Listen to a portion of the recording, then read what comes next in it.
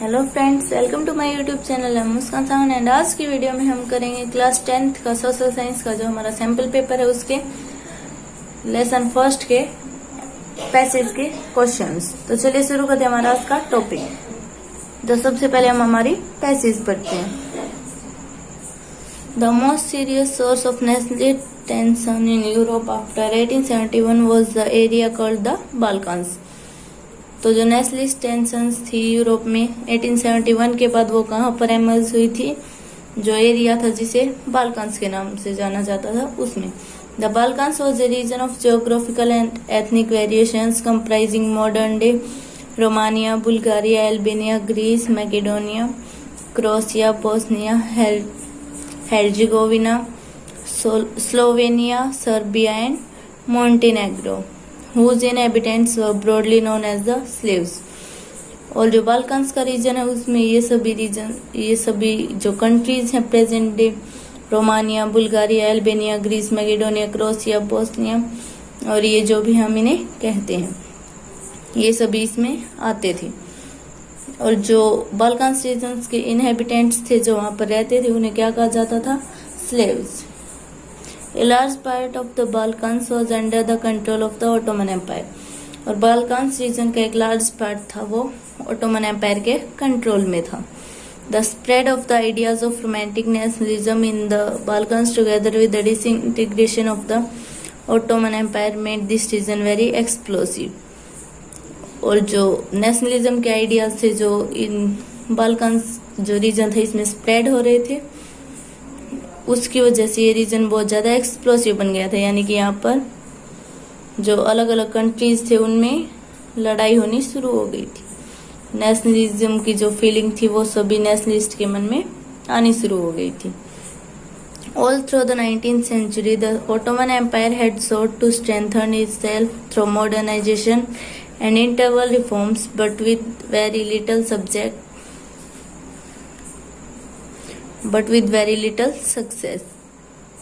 तो यहाँ पर जो 19th सेंचुरी में ऑटोमन एम्पायर था उसने अपने आप को स्ट्रेंथन करने की कोशिश की। और वो किसके द्वारा अपने आप को स्ट्रेंथन करना चाहता था, मॉडर्नाइजेशन और इंटरवल रिफॉर्म्स, लेकिन उसे उनमें बहुत कम सक्सेस मिली। One by one its European subject nationalities broke away from its control and declared independence. और एक एक करके इसके जो यूरोपियन सब्जेक्ट नेशनलिटीज थे वो सभी अलग हो गए और अपने आप को इंडिपेंडेंट डिक्लेयर कर दिया। The Balkan people based their claims for independence और political rights on nationality and used history to prove that they had once been independent but had subsequently been subjugated by foreign powers. और जितने भी Balkan के peoples थे वो सभी अपने आप को इंडिपेंडेंस प्रूव करने की कोशिश करने लगे। और वो हिस्ट्री की मदद से उन्होंने हिस्ट्री को यूज किया किसके लिए, ये प्रूव करने के लिए कि कभी वो भी इंडिपेंडेंट थे और जो फॉरेन पावर्स थी उन्होंने उन्हें एनस्लेव कर दिया था। Hence the rebellious nationalities in the Balkans thought of their struggles as attempts to win back their long lost independence। और जितनी भी नेशनलिटीज थी बाल्कन्स में वो सभी सोच रहे थे किसकी, अपनी जो लॉन्ग लॉस्ट इंडिपेंडेंस थी, जो बहुत पहले उनकी जो इंडिपेंडेंस थी वो खो गई थी उसे वापस पाने की कोशिश होगी। तो ये तो थी हमारी पैसेज। चलिए अब हम करते हैं इस पैसेज के क्वेश्चंस। तो हमारा फर्स्ट क्वेश्चन है the Ottoman Empire sought to strengthen itself through। Ottoman Empire ने अपने आप को स्ट्रेंथन करने की कोशिश की। और वो किससे अपने आप को स्ट्रेंथन करना चाहता है, इसके ऑप्शन है modernisation, internal reforms, both A and B, mass movements. तो इसका जो करेक्ट आंसर है वो हो जाएगा ऑप्शन सी जो है बोथ ए एंड बी। हमारा क्वेश्चन सेकंड है the Balkan peoples based their claims for blanks on nationality.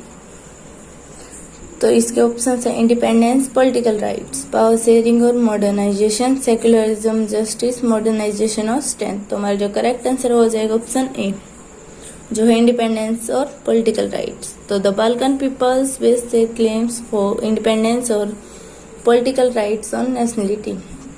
Which of the following powers was not interested in Balkans Peninsula? Balkans का जो रीजन था, peninsula था, उसमें कौन सी जो पावर थी वो इंटरेस्टेड नहीं थी। इसके ऑप्शन है इंग्लैंड, जर्मनी, रसिया और जापान। तो हमारा करेक्ट आंसर हो जाएगा जापान। हमारा फोर्थ क्वेश्चन है the spread of ideas of romantic nationalism was responsible for. जो नेशनलिज्म के आइडियाज थे वो किसके लिए रिस्पॉन्सिबल थे। इसके ऑप्शन है disintegration of Greece, Balkans, disintegration from the Ottoman Empire, integration of Macedonia, all of the above. तो हमारा जो करेक्ट आंसर हो जाएगा option B, Balkans, disintegration from the Ottoman Empire. तो हमारे जो पैसेज है और उसके क्वेश्चन है वो पूरे हो गए हैं। आगे का जो बचा हुआ चैप्टर हम नेक्स्ट वीडियो में करेंगे। तब तक के लिए thanks for watching my video. और अगर आपको वीडियो पसंद आई हो तो लाइक शेयर सब्सक्राइब करना ना भूलें।